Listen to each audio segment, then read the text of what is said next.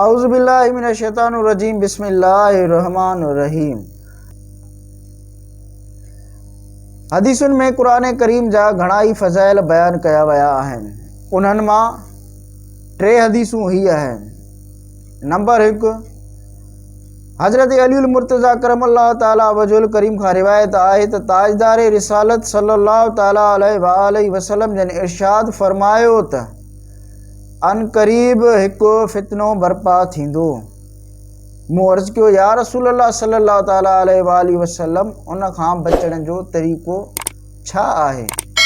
पाण करीमन सल्लल्लाहु ताला अलैहि वसल्लम जन फरमायो, अल्लाह पाक जो किताब जंहिंमें तव्हां जे अॻिलनि ऐं पोयनि जूं ख़बरूं आहिनि ऐं तव्हां जे विच जा फ़ैसिला आहिनि।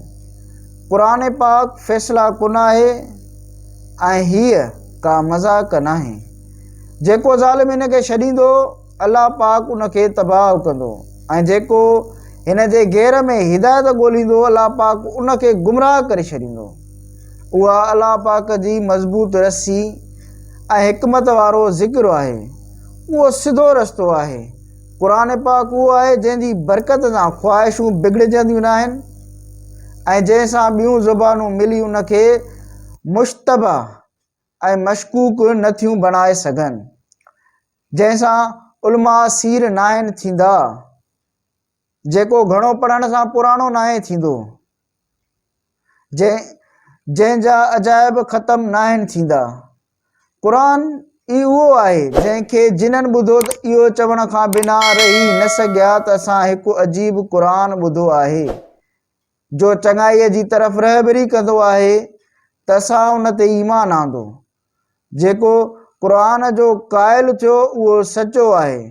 जंहिं उन ते अमल कयो उन सवाब हासिल कयो, ऐं जंहिं उन जे मुताबिक़ फ़ैसिला कया उहो मुनसिफ़ हूंदो, ऐं जंहिं उन जे तरफ़ सॾियो उहो सिधी राह जे तरफ़ सॾींदो।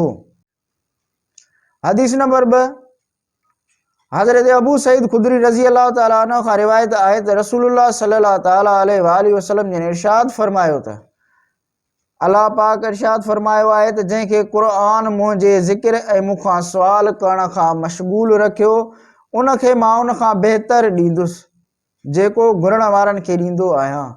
ऐं कलामुल्लाह जी फ़ज़ीलत ॿिनि कलामनि ते अहिड़ी आहे जहिड़ी अल्लाह अज़्ज़ व जल जी फ़ज़ीलत मख़लूक़ ते आहे। नंबर 3, हज़रत अब्दुल्लाह बिन उमर रज़ी अल्लाह ताला अन्हु खां रिवायत आहे त रसूल करीम सल्लल्लाहु ताला अलैहि वसल्लम जन इरशाद फरमायो त क़यामत जे ॾींहुं क़ुरान खे हिकु शख़्स जी सूरत अता कई वेंदी, पोइ उन खे हिकु शख़्स वटि आंदो वेंदो जेको क़ुरान जो आलिम हुजण जे बावजूद उन जे हुकुमनि जी मुखालिफ़त कंदो रहियो। क़ुरान पाक उन जी मुखालिफ़त कंदे चवंदो, ए मुंहिंजा रब अज़्ज़ व जल, हिन मुंहिंजो इल्मु त हासिल कयो पर ही तमामु बुरो आलिम आहे। इन मुंहिंजी हदनि जी ख़िलाफ़ वर्ज़ी कई, मुंहिंजे फ़र्ज़नि खे ज़ाया कयो, मुंहिंजी नाफ़रमानीअ में लॻो रहियो ऐं मुंहिंजी अताअत छॾे ॾिनी। क़ुरान पाक उन ते दलीलनि सां इल्ज़ाम लॻाईंदो रहंदो, एसी ताईं जो चयो वेंदो इन जो मामिलो तुंहिंजे सुपुर्द आहे।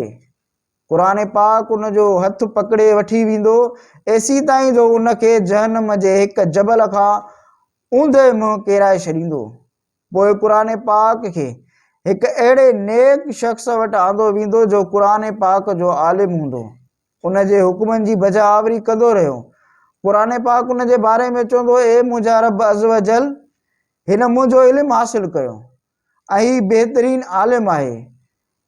हिन मुंहिंजी हदनि जी हिफ़ाज़त कई, मुंहिंजे फ़र्ज़नि ते अमल कयो, मुंहिंजी नाफ़रमानीअ खां बचंदो रहियो ऐं मुंहिंजी अताअत कंदो रहियो। क़ुरान दलीलनि सां उन जी हिमायत कंदो रहंदो, एसी ताईं जो उन खे चयो वेंदो हिन जो मामिलो तुंहिंजे सुपुर्द आहे। क़ुरान पाक उन जो हथु पकिड़े उन खे वठी वेंदो ऐं उन खे थुल्ही रेशम जो हुलो पारायो वेंदो, उन ते बादशाही जो ताज सजायो वेंदो ऐं उन खे जन्नती शराब पीआरियो वेंदो। सल्लू अलल हबीब सल्लल्लाहु अला मुहम्मद सल्लल्लाहु ताला अलैहि वसल्लम।